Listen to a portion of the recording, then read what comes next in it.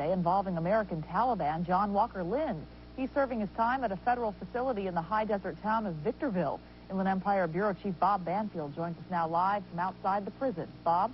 Michelle, as you mentioned, John Walker Lynn, the American Taliban, is serving 20 years for serving the Taliban in Afghanistan. The first few weeks here, Lynn was held in a form of protective custody. His attorney requested he be placed in the general population. The story of the assault was first reported in the San Bernardino Sun newspaper. From his office in the high desert, veteran reporter Vince Lovato said the Sun received a tip.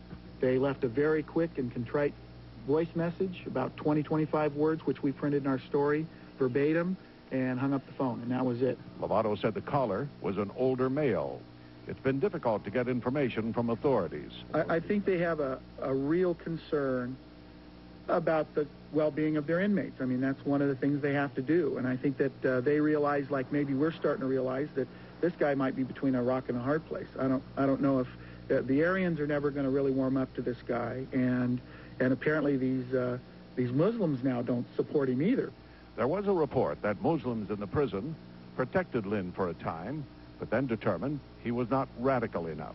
We have sources, people that I trust that are on the inside there, who told us that they've been working with Lynn now for, I think, 5 weeks or so, and have a pretty good idea of what kind of individual he is by now.